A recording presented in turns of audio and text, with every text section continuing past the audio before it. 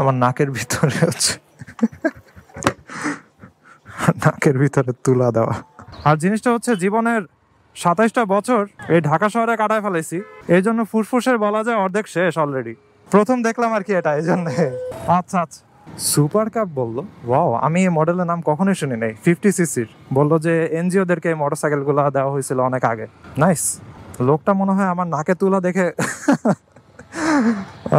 কি যে চিন্তা করছে আই ডোন্ট নো। আমি আবার ভাইজার খুলছিলাম, আমি তো ভুলেই গেছি যে আমার নাকে তুলা।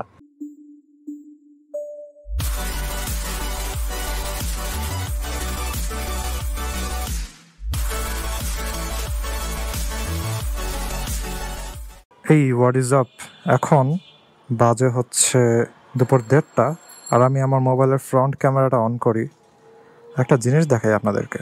ভিডিও অন করলাম, সো এই যে আমার ভাইজার লাগানো আছে। এবার যদি ভাইজারটা খুলি, সো দেখেন আমার নাকের ভিতরে নাকের ভিতরে তুলা দেওয়া। ধরুন একটা ছবি তোলা রাখি, এটা আজকে আমি আমার ভিডিওর থাম্বনেইল দেব। তো আজকে আমি নাকে তুলা দিয়ে বাইক চালাবো। জিনিসটা খুবই হাস্যকর লাগলেও খুবই প্যাথেটিক। দাঁড়ান, গেটটা খুললা নেই। এখন আমি আসি এই জায়গাটাতে কি বলে, মিতালি রোড। তাহলে বাইক স্টার্ট দেই। এখান দিয়ে বের হওয়া লাগবে, আশেপাশে তাকায় নেই, খুবই সাবধান। কেউ আসলে আমি গেছি। ওকে, বের হয়ে যায়। নাইস। তো এটা হচ্ছে আমার ফার্স্ট ট্রায়াল, নাকে তুলা দিয়ে রাইড করা। তাহলে কেন এই কাজ করতেছি? আপনারা তো জানেনই যে ঢাকার এয়ার কোয়ালিটির কি অবস্থা, এবং এখন এত বাজে অবস্থা হয়েছে যে মাস্ক পরেও তেমন একটা কোনো লাভ হইতেছে না। অর্থাৎ ডাস্ট পার্টিকেলগুলা মাস্কের নিচে দিয়ে হচ্ছে ভিতরে ঢুকতেছে। এবং আমি যে এই যে হেলমেটের ভাইজার লাগা রাখছি, সো এখন ধুলা লাগতেছে না, এটা ঠিক আছে আর কি, একদম চোখের উপরে এসে পড়তেছে না। কিন্তু হেলমেটের ভাইজারের ভিতরে দিয়ে, তারপরে এয়ার ভেন্টিলেশনের যে সাইডগুলো আছে, দেন ভিতরে, তারপর হচ্ছে আমার চোয়ালের নিচে দিয়ে যে জায়গা আছে, তো ওইখান দিয়ে হচ্ছে একদম স্ট্রেট ধুলাওয়ালা বাতাসগুলা ঢুকতেছে আর কি।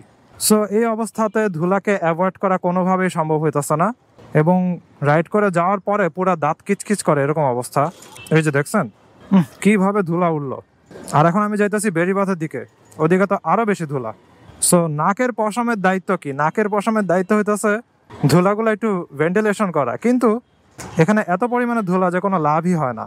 এই জন্যই আজকে আমি এই জিনিসটা ট্রায়াল দিলাম যে নাকে তুলা দিয়ে রাইড করব। তাহলে আমি যতক্ষণ মুখ বন্ধ রাখবো ততক্ষণ পর্যন্ত একটু পিউরিফাইড হইলেও এয়ার হচ্ছে আমার নাক দিয়ে ঢুকবে। কারণ আপনারা জানেনই যে ঢাকার এয়ার কোয়ালিটি এখন পুরো ওয়ার্ল্ডে ওয়ার্স্ট। এবং আমি আপনাদেরকে বলছিলাম যে আমার যে জার্মান কোর্স, ওইখানে হচ্ছে স্পিকিং টেস্ট অথবা স্পিকিং প্র্যাকটিস করায় হচ্ছে একজন জার্মান মহিলা, তার নাম হচ্ছে ইউলিয়া ইভা। তো সেও এই এয়ার কোয়ালিটির ব্যাপারে জানে। তো সে বলতেছিল যে তার দেশে যদি এই অবস্থা হইতো এয়ার কোয়ালিটির, তাহলে কেউ ঘর থেকেই বের হইতো না এবং ঘরের ভিতরেই মাস্ক পরে বসে থাকতো। সো এই হচ্ছে অবস্থা। এই কারণে আজকে আমি এই জিনিসটা ট্রাই দিলাম। যদিও তুলা একটু কম হয়ে গেছে, আরও বেশি পরিমাণে তুলা নাকের ভিতরে গুছতে হবে, এবং হয়তো ফিউচারে আমি এমনি রাইড করতে পারি।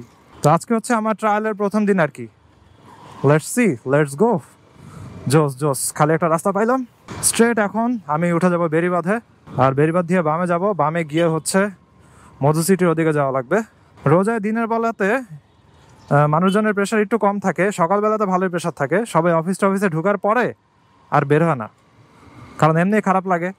এদিকে বিশাল একটা জায়গা পুরা ভেঙে ফেলছে। ওকে, তাহলে উঠে গেলাম বেড়িবাঁধে। কি পরিমাণে ধুলা এই জায়গায় ভাই, গোপ্রোর ক্যামেরাতে হয়তো অত বেশি একটা বোঝা যায় না, কিন্তু খালি চোখে এত পরিমাণে ধুলা দেখা যায়। তাহলে যেসব ধুলা খালি চোখে দেখা যায় না, ওগুলোর কি হবে? ওগুলো তো আরো বেশি। আর যদিও আমি নাকে তুলা দিয়ে রাখছি, কিন্তু আমি মুখ দিয়ে তো কথা বলতেছি, এর জন্য মুখ দিয়ে হচ্ছে বাতাস ঢুকে। সো যেসব জায়গাতে হচ্ছে বেশি পরিমাণে ধুলা উঠতে দেখি, আমি ওইসব জায়গাতে আমি মুখ বন্ধ করে রাখি। তো ব্লগিং করতে একটু সমস্যা হইতেছে, আমি সব জায়গাতে কথা কন্টিনিউ করতে পারতেছি না, কিন্তু এটাই করা লাগবে। আর জিনিসটা হচ্ছে জীবনের 27টা বছর এই ঢাকা শহরে কাটায় ফেলেছি, এই জন্য ফুসফুসের বলা যায় অর্ধেক শেষ অলরেডি।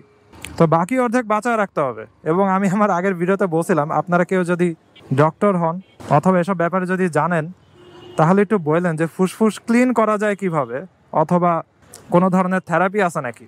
এবং ব্রিদিং ক্যাপাসিটিও আস্তে আস্তে কমে যায় যখন ফুসফুস আস্তে আস্তে ড্যামেজ হয়ে যায়। এবং আমার যেটা মনে হয় যে আমরা যারা ঢাকাতে ছোটবেলা থেকে বড় হয়েছি, আমাদের ফুসফুসের 30-40% অলরেডি শেষ। এবং এই কারণে লাং ক্যান্সার, বিভিন্ন ধরনের ক্যান্সার, এগুলো সবচেয়ে বেশি দেখা যায়। আর শুধুমাত্র যে ফুসফুসের ক্যান্সার হয় এরকম না, এসব টক্সিন পদার্থ এগুলো হচ্ছে ব্লাডেও মিশে। তো ব্লাডে মিশার কারণে আপনার অন্যান্য ধরনের ক্যান্সারও হতে পারে। তারপরে আবার বিভিন্ন পদার্থের প্রতি অ্যালার্জিও সৃষ্টি হতে পারে। আমি যখন রাইড করে বাসায় যাই, আমার হাত টাত বিভিন্ন জায়গা হচ্ছে একদম ফুলে থাকে অ্যালার্জির কারণে, ডাস্ট অ্যালার্জি আছে আমার। তো বিভিন্ন জায়গাতে লাল হয়ে থাকে, প্রচুর চুলকায়, এবং আমি যদি এখানে হাত নাও দেই তারপরে চুলকাতে থাকে, এরকম অবস্থা হয়। তবে ফুসফুসের পিউরিফিকেশনের দিক দিয়ে হচ্ছে একটা ভিডিও আমি দেখছিলাম, ওটা ছিল এরকম যে আপনি যদি লম্বা লম্বা ব্রিথ নেন সকালবেলা, তাহলে ফুসফুসের ক্যাপাসিটি আস্তে আস্তে বাড়ে, এবং ফুসফুসে কোনো যদি ময়লা টলা আটকায় থাকে ওগুলো হচ্ছে কিছুটা হলেও সরে যদি লম্বা লম্বা ব্রিথ নেন। আর আরেকটা জিনিস দেখছিলাম যে মধু, তারপরে কি কি যেন মিশানো হচ্ছে এক টাইপের খাবার, তো এটা খেলেও নাকি ফুসফুস হালকা পিউরিফিকেশন হয়। তো এগুলো আমার ডিটেলসে দেখা লাগবে, আসলেই কোনো কিছু কাজে লাগে নাকি। ওয়াও, হোন্ডা অনেক আগের একটা মোটরসাইকেল। এটা কি? ঢাকা মেট্রো এ। ঢাকা মেট্রো এ সিরিজ আবার কোনটা আমি নিজেও জানি না, তবে এটা দেখে বোঝাতেছে অনেক আগের মোটরসাইকেল। সামনের পার্টটা কিছুটা স্কুটারের মতো, নাকি এটা স্কুটারই হতে পারে। লোকটা কই যাবে? বামে মনে হয়, নাকি সোজা? সোজা গেলে তো কথা বলা যাইতো একটু, কিন্তু রাস্তার যে অবস্থা, পরে ওই লোক আমার সাথে কথা বলতে গিয়ে অ্যাক্সিডেন্ট করবে।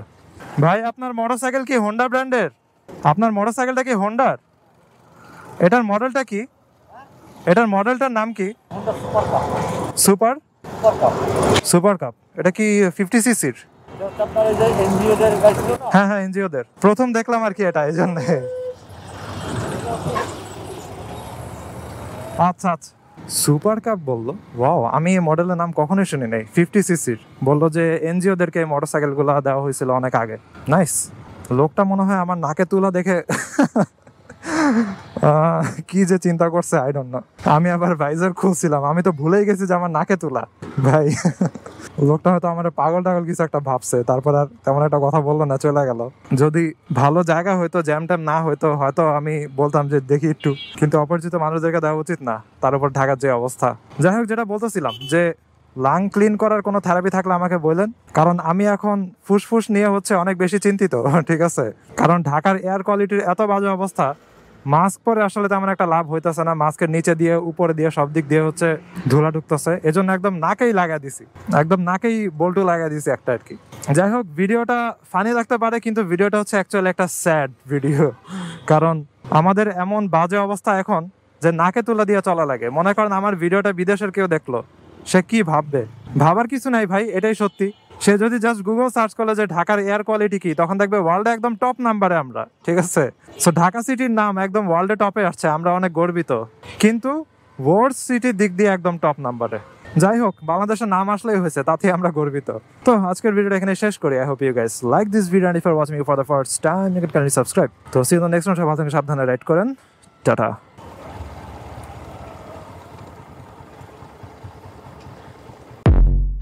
I wake up to a little bit of drool on my pillow, feel like it's gonna be a bad day. Yeah, I'm tired of shit, and the coffee ain't hit yet, damn ain't that great. I don't wanna go to work, cause my boss is a jerk, and I'm not even that paid. I need a change in my life, cause I don't feel alive, and there's nothing that makes me happy.